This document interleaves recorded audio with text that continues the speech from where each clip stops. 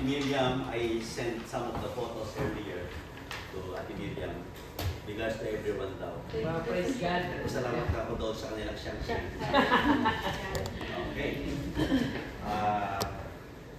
You know what? Find Us Faithful, Steve Green. 1990, yan ang aming choir.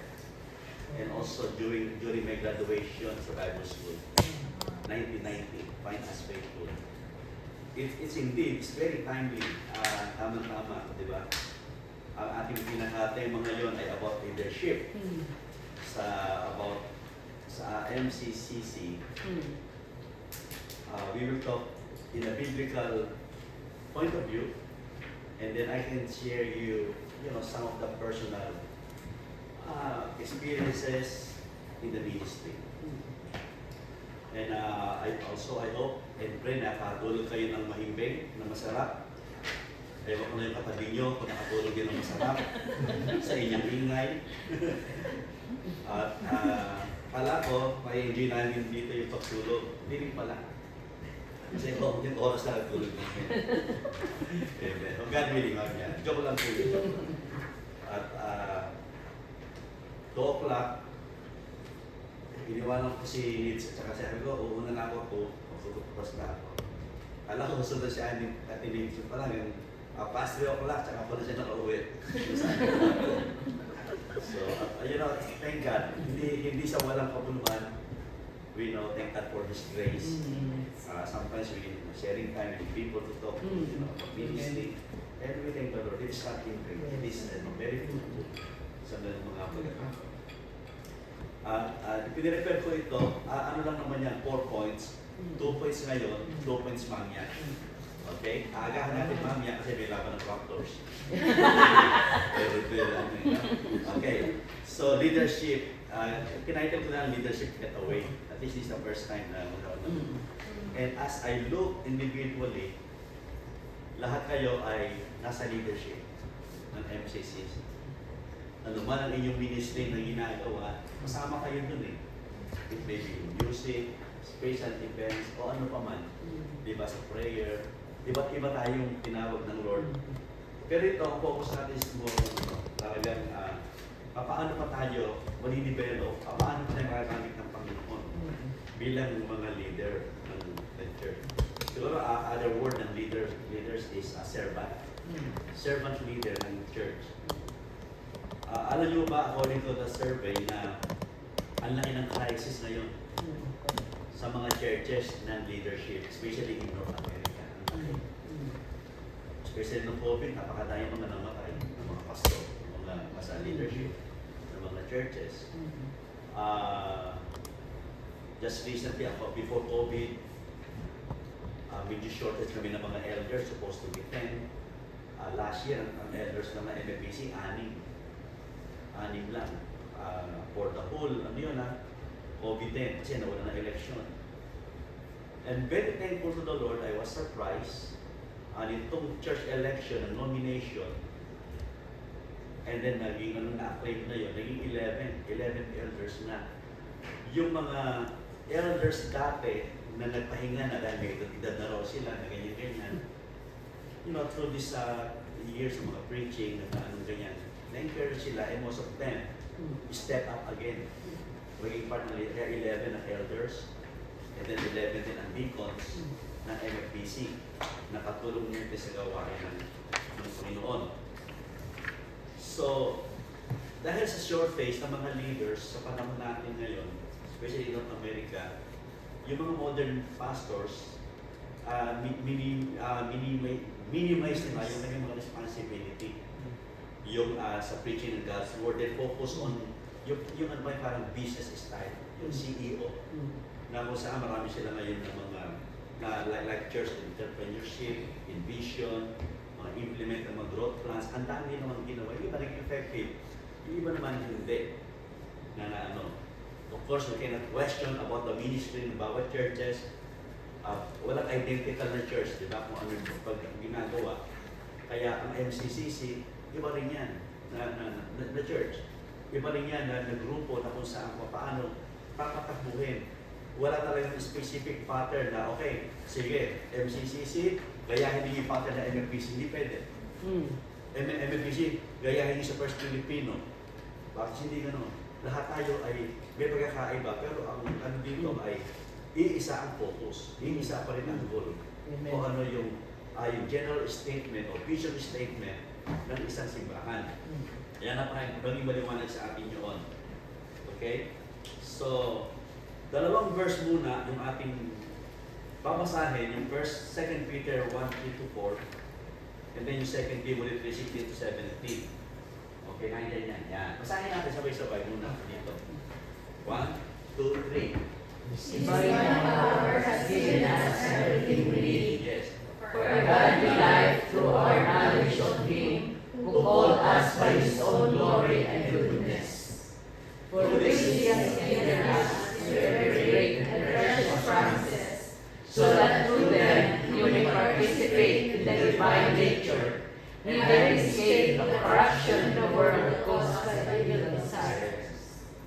Si Peter yan, kausap niya ang mga mananampalataya. And 2 Timothy, Apostle Paul talking to his prodigy, yung kanyang disciples, Timothy, sabi niya, All Scripture is God's bread, and is useful for teaching, rebuking, correcting, and training in righteousness, so that the servant of God may be thoroughly equipped for every good work. So maliwanag na maliwanag, especially sa verse na yan, for us talagang maging effective o maging qualified o maging fruitful ang ating pangunguna sa kung ano mang ministry na ilagay sa atin ng Lord, yan, kailangan tayo equip.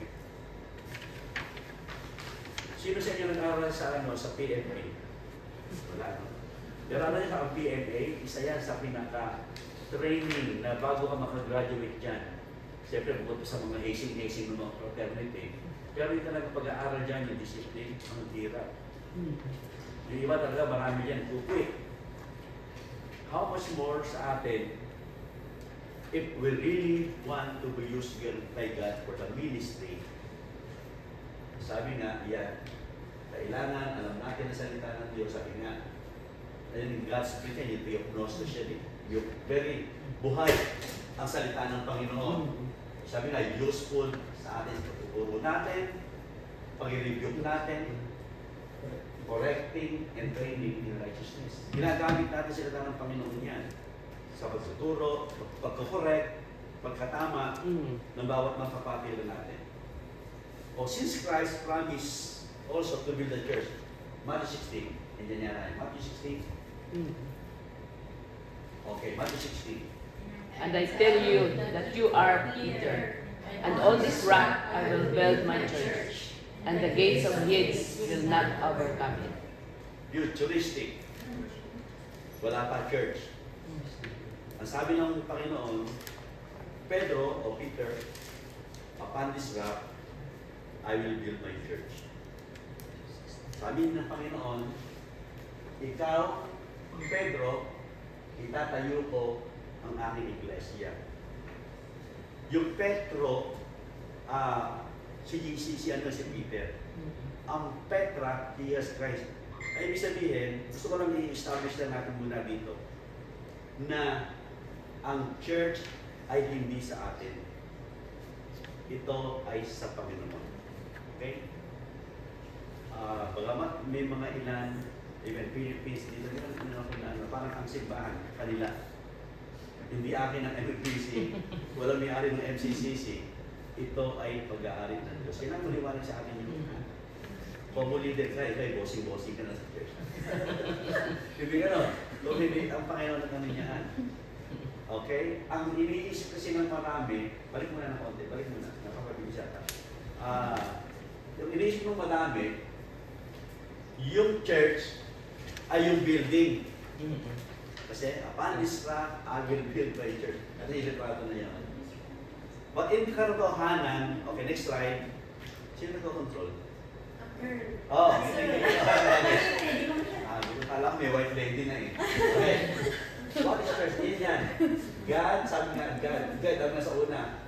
Me, you, them, relationship, friendly family, pastors, elder, deacon, brother and sister in Christ, teaching, preaching, faith, Bible, salvation, sanctification, praise, adoration, receiving, love, joy, peace, and worship. Lahat yan. Ang ibig sabihin, hindi yung building, tayo yun. Yeah, correct. Kaya nagkakasama-sama tayo dito, church tayo. Yan yung itinayo ng Panginoon. Yan yung tinayo niya. Hindi yung ganito. Sabi nga nung hindi yung tulisan. Ano yung tulisan? Yung iglesia ni Cristo, tumatulisan yun eh. Natawag namin nung kami nag-aaral niya, saan ka ba doon sa tulisan? Yung tulisan, yung patusok. Ang tinayo, tayo magkakasama. Ibig sabihin, na ano tayo ngayon, dala-dala natin ng church tayo yun. Di ba? Kaya nga sa simbahan ng iglesia, ang salvation ay yung building. Kaya pag dumating ang Panginoon, kailangan nasa loob ka ng building. Kaya importante sa ng fellowship eh. Yun yung pupunta ng simbahan. Kaya alam nyo ba, ewan kung nakakita nyo na kayo yan, kapag ang iglesia nagsiservice at nahuli ka, sarado na yung pinto. Ang daming tao sa labas, nakahawak sa gate. Nakita nyo yun? Alam nyo yun? Nakahawak sa gate. Parang kasi pag nag-rapture, dumating ng Lord, kasama sila. Hindi yan joke, totoo yan. Totoo yan. Yun ang alam nila, yung itinayo ng Panginoon na iglesia, yung building. Hindi nila ang yung tao, tayo yung ililigtas ng Panginoon. Kaya kailangan nasa loob ng building. Yun ang faith ng iglesia, Pastor. Yan po, ang kanilang paniniwala. Yan. Kailangan may paniwala sa atin yan. Ngayon, here is some vital principle about responsibility ng church leader. Yan. Basahin natin ang malakas yan para maging maliwanag. 1, 2, 3. Godly church leaders are responsible to lead God's flock by walking personally with God and by working together to help church members to do the same. Napakaganda. Kung yan ay maliwanag na maliwanag sa isip natin, sa puso natin, bilang mga leader, responsible natin ay to lead yung God's flock. Yung pangunahan natin. Ano, di ba? Nakita nyo? Ayun yan, talagang tulong-tulong. Hindi tulong-tulong lang kumakain. Di ba? Baka lagi tayo may kain. Maganda yun.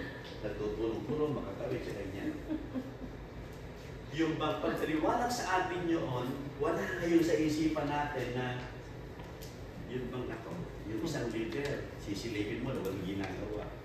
O yung ikaw naman, sabi mo, ako pagod na pagod, yung iba, wala naman responsibility. Pag nainasisip natin, hindi natin tandaan natin, kaya tayo na andito para i-lead natin yung flock. And also, yung ating personal, sabi nga, natin sa Panginoon, we're working together then to help church member. Kaya nga, ang iba't iba kung saan, hindi mo man natin, ang gift ni Pastor Lem ay preaching. Yan. Yung ating dalawang gitarista, ang gift nyo, ilinyaan. Yung iba naman ay gift naman ay paghahanda ng pagkain, social events. Yung iba, ang gift natin naman admin, si Lobel. Administration na iba. Yung iba naman si Ati Norm by prayer. At ako sumupatak naman ng t-shirt, andyan naman si Berlin. Marami na ako naipasok ng business dyan. Kaya nga lang, wala yung ahente. Joke lang. Kaya ako kung lumaki, kukunin mo kung marketing director. Pwede. Sa simbahan talaga kailangan tulong-tulong. Kaya nga yung church leaders working together. May iba-iba tayo. We are not competing. We are complementing para maging alakat. Kaya tulong-tulong dito. Yung anong ganyan. Yung gawain ng Lord, sama-sama tayo. Huwag ka maingit kung maganda kumanta yung isa. Diba? Kasi yung gift niya pagkanta Yung isa naman, ang gift niya talaga ay magaling magluto. Kaya mo, kumain ka na lang kumain. Biro lang. May mga special gift tayo na binigay ng Lord. Pero, yung ating gift naman, kung yun lang, pwede natin pang yan na i-cultivate. Pwede pa natin i-develop yun. Para gumaling tayo, magamit pa tayo ng Panginoon. Di ba? Sa ating tech team naman, nakita natin si Katrina, yan laging nakaano dyan. Lagi siyang nakakatulong. Cellphone na, okay na, di ba? Okay, dyan tayo. Yan ang introduction natin. Okay, so natin ang assignment. Ayaw pa ako lang kasalitain. Gusto ko, susunod kayo dyan. Number 1, tingnan natin. Godly church leadership are responsible to lead. So natin yan. Yan. Okay. May nag-away pa sa ballpen. No? Okay. Sabi ng 1 Peter, responsible to lead. Namumuna. Okay? Ang sabi ng 1 Peter 2:9, but you are a chosen people, yan, a royal priesthood, a holy nation, God's special possession, that you may declare the praise of Him who called you, yan ha, of darkness into His wonderful light. Okay. Sabi nga rito, meron mga distinction din between leaders and followers of the local church. As leader, meron tayong pinapangunahan at iyan sumusunod naman sa atin. Currently, I think 3 couples, ngayon, nagbabago-bago yun. Meron kami 3 couples ni Ate Liz na mga disciple, mga bagong Krisyano na pinangunahan. And for many years then, years back, more than 10 years ago yun, isa yun sa mga recipient na aming mga tinulungan din noon, nag-disciple kami. Si Ate Lita Pio, isa yan sa mga fruit din namin noon. Nasa Mississauga pa sila. At very rich pa sila noon, de joke lang. Dinitan niya kanilang bahay na rin sa Milton, nag-downsize na ngayon sila. Yun. Kailangan, sabi nga, yung bang may leader din, meron kang follower. Sabi nga, meron different meaning na ginamit sa Bible, yung Acts chapter 20, verse 17, yung iba tinawag na elders. Okay? Nasabi doon sa Acts 20:27, from Miletus, Paul sent to Ephesus for the elders of the church. Yan, elders, para sa mga elders. And there's 1 Timothy chapter 3:1 and 7, it is a trustworthy saying, whoever aspires to be an overseer desire a noble task. Now, overseer to the above reproach. And a leader na, faithful to his wife. Paano mong wife? O di mag-wife, mag-asawa din. Si Paul isa doon, pinatayan. Paso din pala yun. Temperate, self-control, respectable, hospitable, able to preach. Yan yung elders as part of the leader ng isang iglesia. Okay? Yung iba tinawag naman pastor. Okay?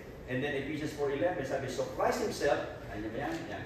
For Christ Himself gave the apostles, the prophets, the evangelists, the pastors, and teachers.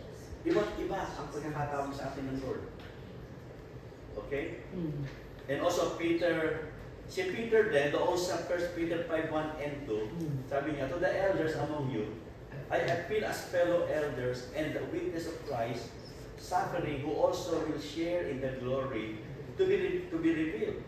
Sabi naman, verse 2, be shepherds of God's flock that is under your care, watching over them not because you must, but because you are willing, as God wants you to be, not pursuing dishonest gain, but eager to serve.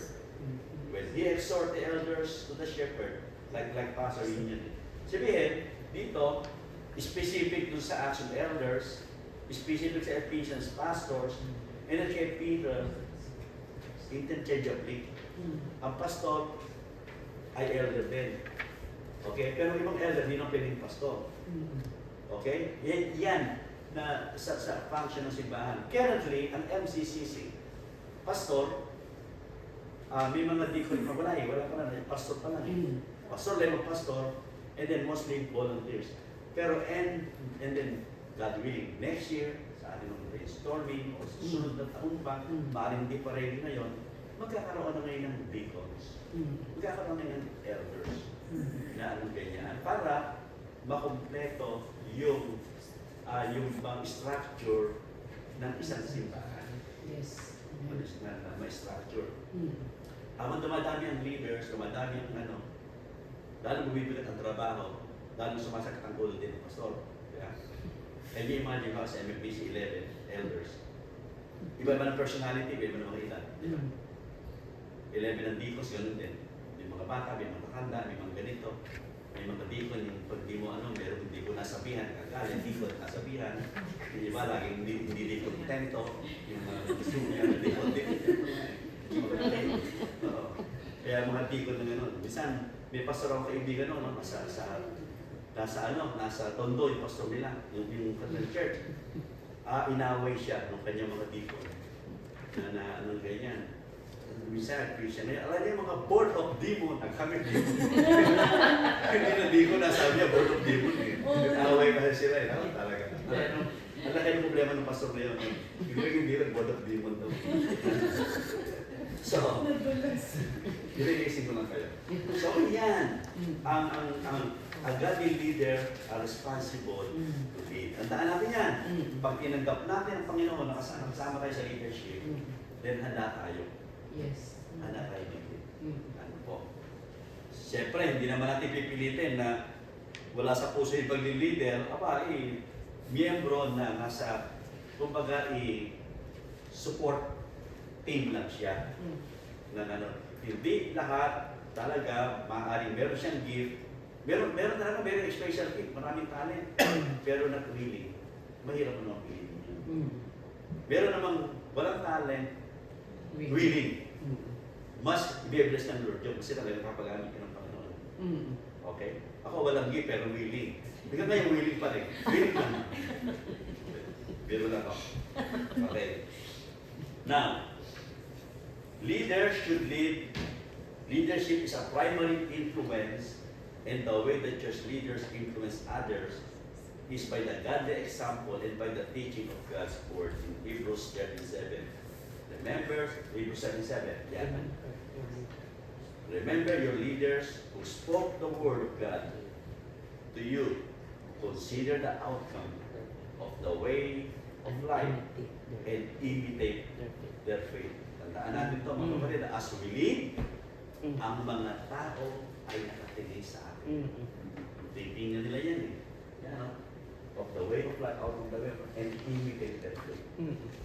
Talaga ini-imitate ng ibang tao. Alam niya, minsan yung mga tao yung they know how to imitate na kung paano i-imitate nila yung mga yung kanilang mga leader. Yung aming Bible school no, sa Mandaluyong, pero sa labas, hindi sa loob. Doon ako nag-first year, second year sa Mandaluyong. Yung pastor napakagaling. Talagang sa merong radio program, may television program, Eagle 300. Ang kanyang mannerism, magkamot ng ilong, habang nag-preach. Kaya karamihan sa ayaw siya dyan, laging nag-preach, kakamot ng ilong. Ginagawa, mahawak dito, laging ganyan. Yung iba, nakuha yung galing ng preaching. Talagang mga style ng ganyan, they imitate. Hindi naman masama yun, pero iba pa rin yung original ito. Na anong ganyan. Oo, hindi,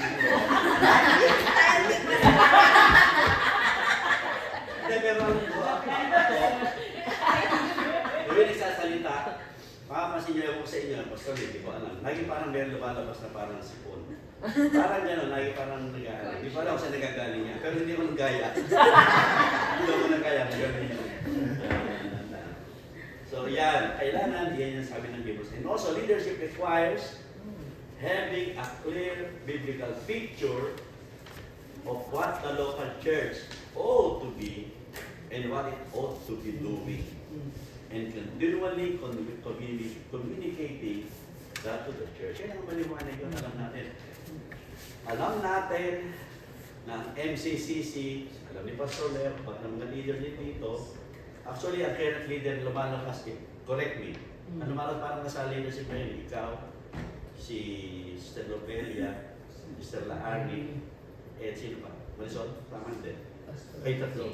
Si Doc. Okay. Hindi siya nalis Doc, hindi natin friend yan. Doc na, joke na.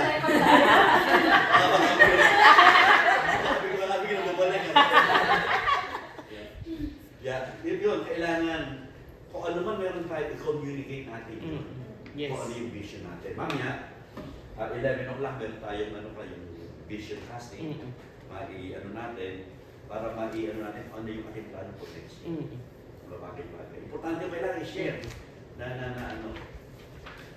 mahirap nga lang, yun, ang malaking problema kapag ang daming mga churches, especially dito sa North America, yung fellowship office, sa Manisagang, sa Filipino Ministerial Fellowship, na ang laki ng problema nila. They can't work together sa elders ng mga deacons. It end up lagi gano'n. Sino nawala yung pastor o kaya naman ay nahati yung simbahan. Yun ang mahirap. But by the grace of God, 1994, when God called me sa MFBC as associate lang, Pastor Alex Pasis ang pastor noon. And in 1995, as lead pastor ng church, I know how to work sa mga elders and deacon until this time. Kasi noon laging 8, 10 ang mga elders, yung iba talaga matatanda na. At yung iba pumanaw na, ang dami pumanaw na ng mga dating mga elders ng church. Di ba, mga deacons. Yun sa biyaya ng Diyos, I can work together. Pero ang hirap. Pero dumating tayo, meron din mga hirap na mga can you imagine 34 years old ako nung yung matatanda ito. Hindi pa ako cute nun. Talagang hirap ang mga tao na para igalang din ako. Hindi pa malaki niya ako nung payat pa ako. Kaya edukat ako noon talaga. Nagilid ako ng church noon. Ang hirap, bago ko sa Canada. Kasi dumating ako 1991. So 94, 3 years pa na. Pero ang naging malaki, katim ko, si Pastor Brian Gibson. At the age of 60, he joined the MFBC, one of my associate. Galing siya ng South Africa, sila mag-asawa, 22 years naging missionary sa Philippines, and then nagbalik ng Canada, yun, nag-apply as associate. Nakatulong din sa akin yun, yung laban ng adjustment. Kaya pag alam na ng English, Pastor Gibson. So yeah. Kaya i-share natin. Alright? And then, sabi nga ni Janet Kennedy, tintaan natin yan ha, ang sa leadership lagi may mga problema na yan. Sabi ni Janet Kennedy, not easy problem overcomes to the President of the United States. If they are easy to solve, somebody else has solve them. Sabihin, lagi may mga problema, kaya nga yun bang sa pag-ano natin, ay kailangan natin ng mga katulong, bawat isa. Lagi meron, hindi mawala problema sa leadership sa mga tao, but by the grace of God, kaya natin gawin yun. So it means church leader must actively pursue God and His truth and help others to do the same. Yan. Lagi ang purpose natin is to help. To help. Kailangan tayong tumulong sa mga tao. Okay. Punta na tayo sa number 2. Godly church leaders are responsible, what? To walk personally. Yan, importante yan. Hindi ko malilimutan, nung na-Bible school ako, sabi ng namin, one of my professor, sabi niya, how you will feed the flock if you will not eat? Anong papakain mo kung hindi ka nag-aaral? Ano yung papakain mo kung hindi ka nag-aaral, nagbabasa ng Biblia? So, kailangan tayong binifeed natin ang ating soul for us to feed others as well. Diba? Kung malnourished ka, malnourished din ang komunikasyon. Malnourished din yung tao na natin ganyan. Importante yun, napakahalaga nun sa atin. First Timothy 4:16, pay close attention to yourself and to your teaching. Focus yun. Alam natin yun. And also, Acts 20:28, sabi nga na sa Ephesians elder, be on guard for yourself and for all the flock. Binabantayan natin yan. Bawa natin. Ang maganda, alam nyo, ang maganda, yung pag hindi ko masyadong madami. Kaya pag wala si Ate Lira, alam nyo wala si Ate Lira. Kapag wala yung isa, alam nyo wala yung isa. Ang dali ngayon, mag-text. Mabuti nga ngayon, ang bilis-bilis eh. May Instagram, may text message, mayroong email, ang dami para maano, kumusta ka, bakit wala ka? Ganun lang, is to check. Para lang kamustahin, hindi mo naman para sa pagalitan o ano man yun.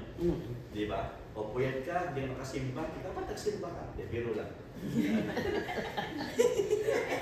Madali ako eh, sakit ka, madali yung kasabi. Yung magkasabi, magtutulungan tayo dyan. Importante yun eh.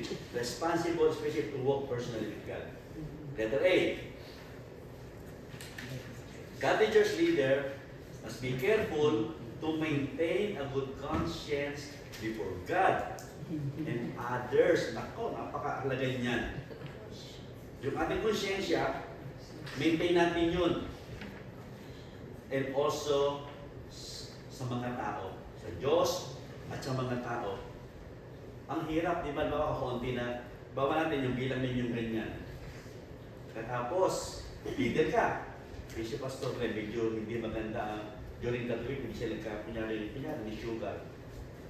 Pagdating ng leader, nagkakama yan, si pastor na sa kabila eh. Si Sugar up dito, hindi nagkakaan ng eye to eye, di ba? Kailangan meron kang harmonious relationship sa loob ng simbahan among leaders and even among members. Yes. O kaya, leaders to leaders, naku, ang hirap no?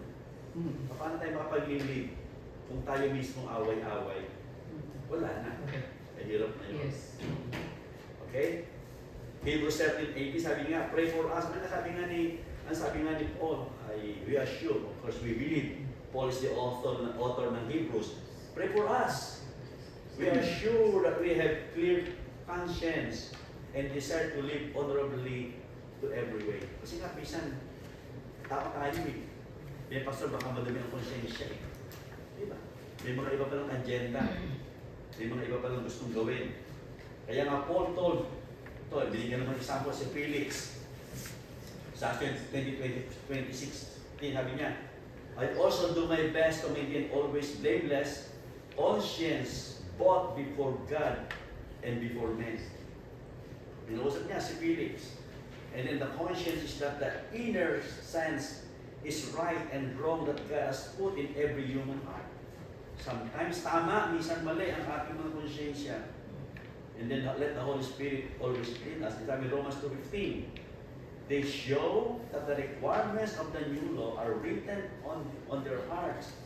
Their consciences also bearing witness, and their thought sometimes accusing them, and others time even defending them. Minsan pa yung parang meron tayong mga nakasama. Oo, may parang ganyan. Let's always search our heart before God. And let's have a clear conscience. Na yung lahat ng tao, I can look at your eye, the face or eye to eye, face to face, ganyan. Lalo na, may nakalipas, forgetting all things, forgetting those things which are behind.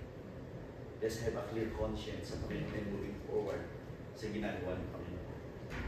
And also Paul told to Timothy, Paul told to Felix, and then Paul told to Timothy, ano sabi ng 1 Timothy 1:5? The goal of our instruction, dyan pa tayo mga verses, the goal of our instruction is love from a pure heart and a good conscience and sincere faith. Important yan. Talaga yung clear, good conscience and sincere faith. There are times God give us discernment. May mga tao nakakausap tayo sa church or outside the church, mga kaibigan, former church members. Ay, hani mo na ganyan. Meron tayong discernment na feel natin na plastic. Alam niyo ba yun? Yung parang feel mo na parang yan. Totoo yun. Kumusta ka? Yung gano'n. Yung katotohanan. Minsan yung mga ilang experiences. We have that discernment.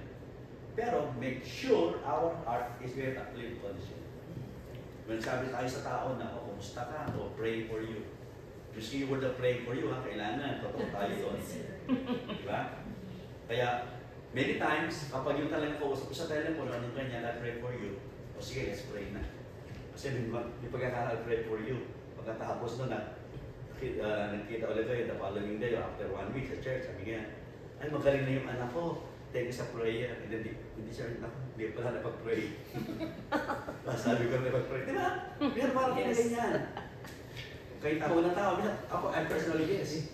So, nangyayari ngayon, kapag yung gano'n na, makausap mo na, ganyan, minsan nasa church foyer, during the fellowship, after service, minsan by telephone, right then and then, magpe-pray na para wala na akong konsyensya. Pray na kami agad. Kasi importante yun, di ba? Like for example, the other Friday, tawag si Pastor Tis, Pastor Little Sad News. Yung baby namin ay wala na heartbeat. Naiyak agad ako. Nag-heartbeat yung baby nila. Nearly 20 then, usap kami, my word is not enough. Mm-mm. And then, Pastor Chris, can I pray for you? Pray natin kami Mm. over the phone. Hindi ko na kailangan punta sa bahay nila. At baka naman makagulat ako sa bahay nila Mm-mm. at that time. Kaya last Saturday, ganitong nasa builder lang kayo sa Glen Oaks. Kaya i-deliving namin yung body ng papa. Malungkot. So yeah, we have a clear conscience. Okay? So that's letter A. Be careful to maintain a good conscience. Ano ba yung sa Pilipinas natin, yung sabon? Type ba yun? Yung pag naglabakan mo puti, meron ka, nasaan ang conscience mo? Kaya ko nakakanda nyo, mga bata pa kayo. Nakakanda ko yun, yung pagbalinis ng ano mo, nasaan ang conscience mo? Perla ba yun? Perla. Nakakanda nyo pa, nasaan ang conscience mo? Yun. Okay, so yun. Mas higit pa doon, ang linis ng konsensya natin bilang tagapanguna. Diba, napakasarap patulog na ikaw ay meron kang peace of mind. Alam mo, wala kang pagkamat yung tao masama ang loob sa iyo, ikaw di masama ang loob. Okay, letter B. Okay, 53. Godly church leader live with a view of answering to God someday. Ako, yan. Hindi nyo may kundi paalala sa atin si Paul. Basahin nyo nga, verse 17.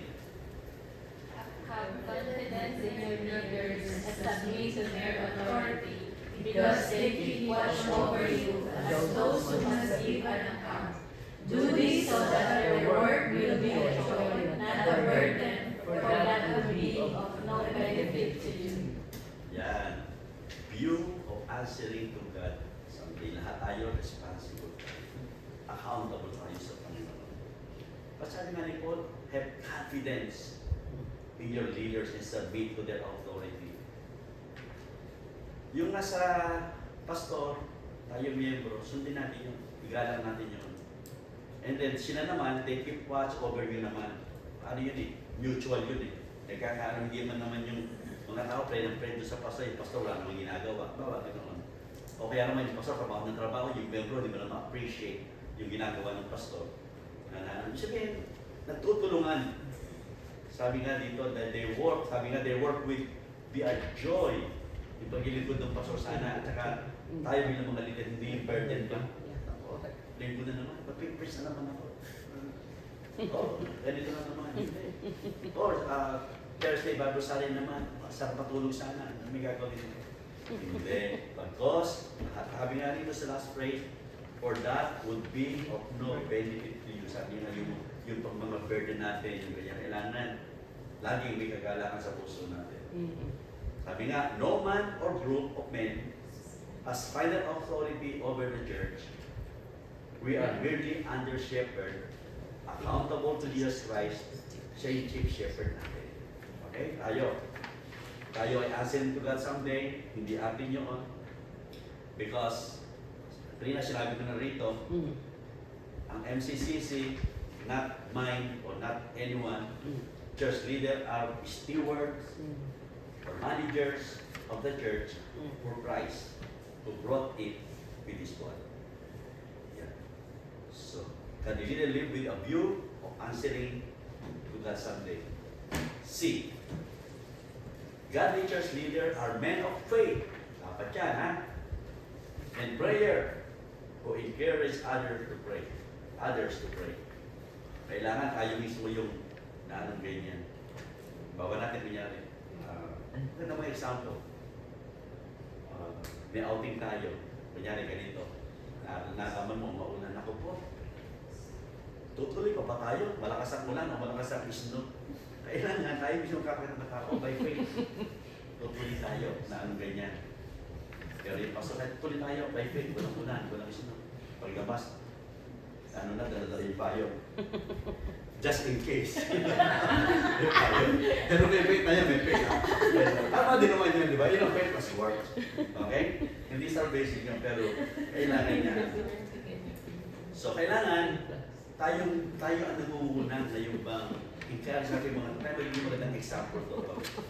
Tayo magiging magandang example at to encourage others. Sabi nga, ano sabi ng ng Hebrews 13:8.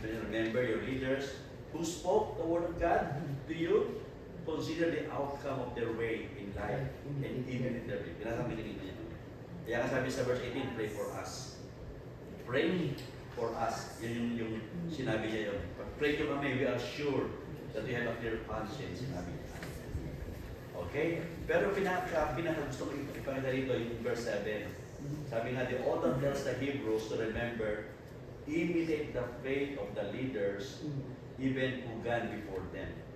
May mga namatay na at yung present, tingnan natin yun. You find us faithful, di ba? Those behind us find us faithful. Ang dami nilang nakalipas eh. Of course, hindi lamang sila Abraham, sila Moses, sila ano. And even during our generation. For example, as recently, a very well-known evangelist, admired him so much. And then one time we went to his church in Atlanta, Georgia. Si George Stanley. Alam niyo yung hallway lang. Ang Junior Church 700 ang city. Yung hallway ng ng church lang anong ganyan. Yung hallway lang nung papunta sa sanctuary. Siguro kasya tapos sa sasakyan. Hallway lang yun. Doon sa sasakyan. Yung mga magandang example ng mga iniwanan sa atin na yan. Iba mga buhay pa. Bawa natin. Yan si Rick Warren. Nabutan ako doon sa church din ni John MacArthur. Doon sa may Burbank, California.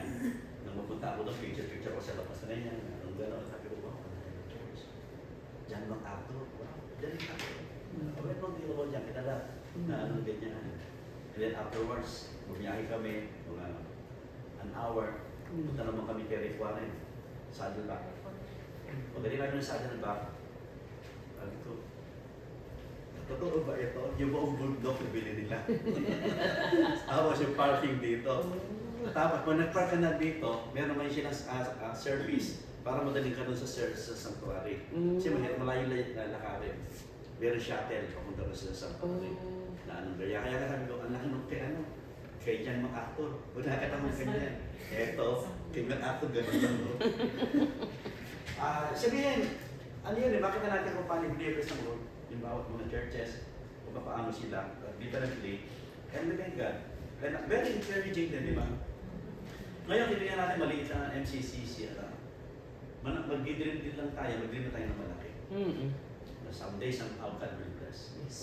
Next generation. Amen. Ano natin dito. Hindi imposible yan, mga kapatid. Hindi mga imposible yan. Sabi nga, the church is to move forward. Yung kailangan niya. Magawa niya na eh. Move forward by faith in the living God and by dependence on Him. Paano daw? Number one, prayer. Because our aim as a church leader is certainly not to live by our collective wisdom, but rather to seek the mind of the Lord for His church as we wait upon Him by prayer and faith. Mahalaga. Kailangan niya by faith. Everything, sabi nga, that we do as a church should be done through prayer and faith. Pag yun, kasama na rin panalangin at prayer. At Norma is ay gift from the church as a prayer warrior. Kaya alam niyo siya nagpahaba, di ba? Pag talaga puspos na puspos. Hindi masama yun. Gutom na po. Gutom na yun. Kaya minsan pagka-prayer warrior si Ate Norm, kung medyo parang dyan napakakalibig ng Ate Norm. Hindi masama yun. Okay? So, we thank the Lord. Iba talaga tayo ng gift yan, ibinigay ng Lord. Ha? So, okay. So, Catholic Church leader, live a view, as in gospel, prayer, encouragement to others. Ayun. Last. I-end natin ito itong ating munang session. Godly church leader are willing to suffer for Christ if need. Suffer for Christ. Hebrews 13:23. Sabi nga ni Apostle Paul, I want you to know that our brother Timothy has been released. Galing na sa kulungan. If he arrives soon, I will come with him to see you. Maraming mga testimony ganyan. Also Timothy, 2 Timothy 2:8, therefore, Do not be ashamed of the testimony of our Lord or of me in his prison, but join me in suffering for the gospel according to the power of God. Kita natin kung paano si Paul, maraming mga disciples, ang kanilang kamatayan, hindi simple. They suffer for Christ. May mga kaibigan na po natin, mga missionaries sa China. Ano sa China? Ang kanilang church, halimbawa natin ang service ay kunyari ay 10 o'clock. Ang mga tao, 8 o'clock na endo na. Nakaupo na. Kasi pag 10 o'clock na wala silang upuan. Kaya yung iba na sa labas. Doon sa China, yung mga sa mga rural area, ay yung iba, they need to walk 2 hours para makarating doon sa church. And those missionaries suffer so many things. Ang one of the first missionary na nakarating sa China, yung China Inland Mission, CIF. Ngayon yan, OMF, Overseas Missionary Fellowship, na sila ang unang pumunta doon. And yung unang mga missionary pumunta roon, nalimutan ko anong year, 1800, ang daming mga Canadian nakasama, nakarating doon. Halos karamihan kababaihan, karamihan din nakarating na kabalik, namatay na doon. Kaya madalas kayo sa Niagara on the Lake. Madalas kayo dyan, di ba? Nakita niyo na ba doon yung stone of remembrance? Yun ang sinasabi ko sa inyo. Di pa. Di pa nakita yun. Okay, pakita ko sa inyo kung saan. Kung ito yung sa Niagara on the Lake, tsak, alam niyo yung gazebo. Yeah. Yung gazebo, tanong niyo yung bendera ng Amerika. Okay, maliwanag yun. Ito yung washroom. Alam niyo yun, washroom. Ito yung parking. Parking. Ito na yung kalsada na yan eh. Ito na yung lake eh. Yung washroom, meron diyang hagdanan pataas. Bago umakit ang hagdanan, meron doon nakasulat. Yung lugar na yan, diyan ang galing yung missionary na pumunta sa China Inland Mission. Nagkaroon siya ng conference diyan. Pag magbukas, pag uwi dumaan kayo doon. I want to encourage you na yung lugar nila Niagara is very memorable para sa mga missionary. They suffer for Christ. Alam niyo yung mga suot, nakita ko yung team. Meron akong picture niyan eh. Doon sa OMF building, kasama si na Hudson Taylor. Alam niyo yung mga suot nila, yung mga ganitong mga pitis na gano'n. Tapos mga ganyan, mga naka-long sleeve na yung talagang mga kapangabi ko. Hindi ko mission, anong mga iiyan? Di ba makamahal? They are the first missionary. At marami pa na anong ganyan. So sabi nga Timothy had followed admonition. Nakita niya, and Paul held him. Sabi nga, even if we do not suffer persecution from without, sometimes leader must be ready to suffer criticism and personal attack often from those in the church. Ang criticism siya ng attack, persecution hindi lang sa labas, niya sa loob ng simbahan. Yeah, nangyayari yan. Kaya kailangan handa tayo. So, sa last phrase before the next afternoon, continuation, leaders would hold firmly, tandaan nyo to ha, biblical truth will face such attacks because no matter how kindly you say it, God's truth always offends someone. They don't do their attack directly. Sabi nga diyan, so they attack the leader who delivered the message. Sabi nga ng Panginoon, itong malpohanan, gamitin pa natin yan. Yeah. Don't they attack God directly. So they attack the leader who believe the message. Ang kinitira yan, hindi talaga naman yung ano eh. Minsan hindi na yung truth, hindi na yung Bible na eh. Ikaw na, titirahin ng tao. Kasi hindi nila gustuhan kung ano mo kinurek. Dahil hindi nila nagustuhan. So what we can learn this morning. Ayan yan. Lahat tayo, sabihin ko na, lahat tayo 100% ay leader ng MCCC. And then try to see ano yung primary gift na meron ka, and then i-develop mo maigi yun. Yung iba naman, meron mga secondary gift lang. Pero maigay mo pa rin yun. Ay importante, maging faithful tayo na ibinigay sa atin ng Panginoon. Kumbaga sa team ng Raptors, sa team ng Raptors, lahat tayo player. Lahat player, one bench warmer. Kailangan magtrabaho. Sa church na medyo mga malaki, medium size, kahit nakaupo ka lang doon, okay lang at takbo ang simbahan. Dito, mahirap tumakbo pag wala ka. Tandaan mo yan. Importante tayo lahat dito. Kaya kapag wala, yung isa pala pag sana kitang-kita eh. Di ba? Sa MBC, pag wala ka ng ilang linggo, okay lang, di halata eh, na ano. Pero ako alam ko kung sino yung wala. Oo, yan. Tayo atin. Malapit na kayong ano. Malapit na ako kayong ano, mawala na sa listahan. Protesta ako. So, yun lang muna. Meron kayong tanong before we 5 minutes break and then proceed sa ano natin. Sobra mo ng 8 minutes. Dito mo tayo, transfer mo natin. Isugar kasi ang tagal kanina. Okay? Meron kayong question o mamaya natin didiretso na yung mga tanong-tanong kung wala na.